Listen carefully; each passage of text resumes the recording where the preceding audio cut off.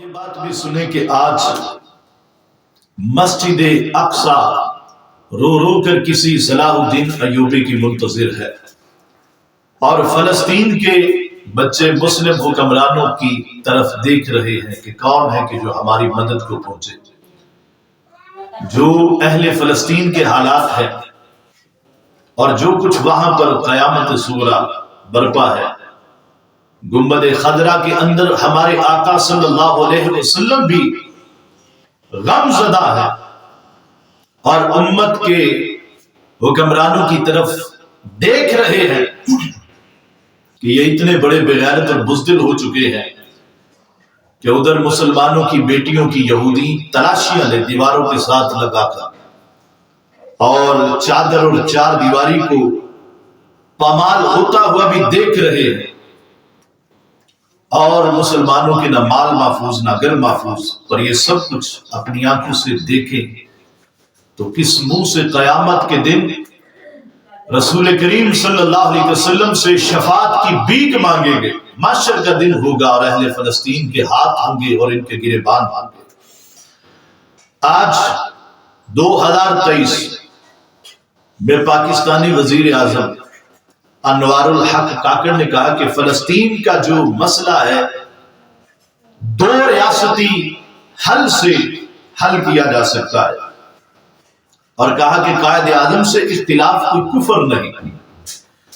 تو ہم نے کب کہا کہ قائد اعظم سے اختلاف کرنا کسی قسم کا کفر ہے؟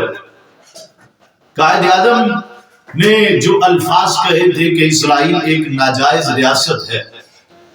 اور امت مصطفیٰ صلی اللہ علیہ وسلم کے گلے میں کھونپا گیا خنجر ہے جسے پاکستان کبھی تسلیم نہیں کرے گا، یہ قائد اعظم نے کہا تھا۔ مگر قائد اعظم نے کہا تو قرآن و سنت کی روشنی میں کہا، حدیث رسول صلی اللہ علیہ وسلم کی روشنی میں کہا کہ ہم پاکستان کبھی اسرائیل کو تسلیم نہیں کرے گا۔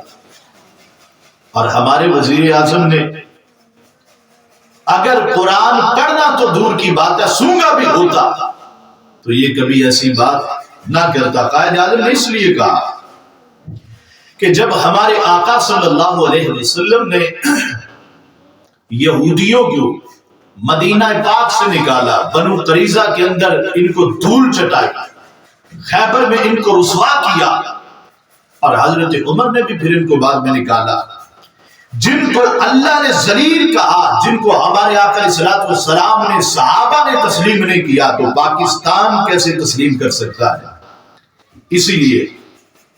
قائد اعظم نے یہ کہا تھا کہ ہم کبھی اسرائیل کو تسلیم نہیں کریں گے۔ اس لیے پاکستانی پاسپورٹ پہ لکھا ہوتا ہے کہ یہ پاسپورٹ اسرائیل کے علاوہ ہر ملک کے لیے کارآمد ہے۔ اگر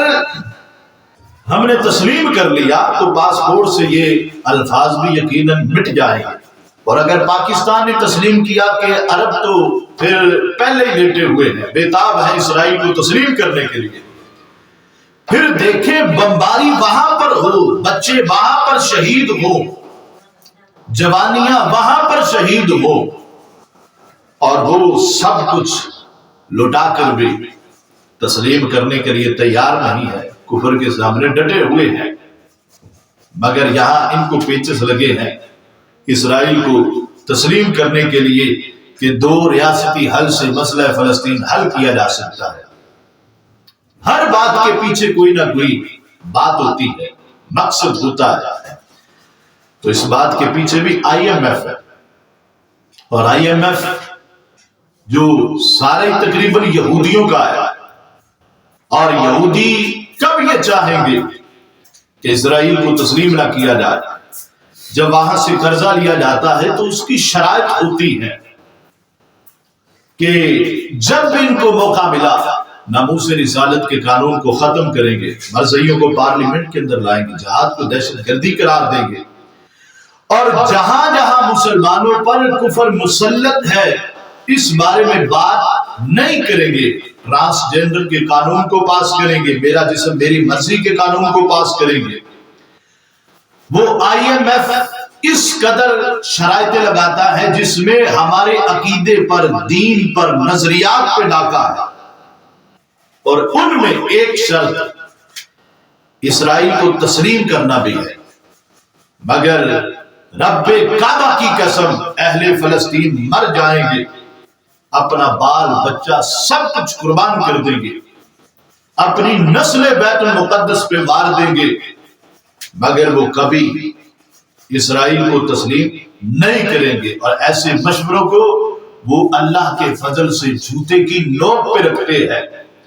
وہ کسی صورت میں، کسی قیمت میں بھی جو کچھ ان کے ساتھ ہو رہا ہے، سارے مسلم حکمران سوئے ہوئے ہیں، مگر وہ 20 لاکھ ہیں یا 23 لاکھ ہیں، وہ تنو تنہا کھڑے ہیں۔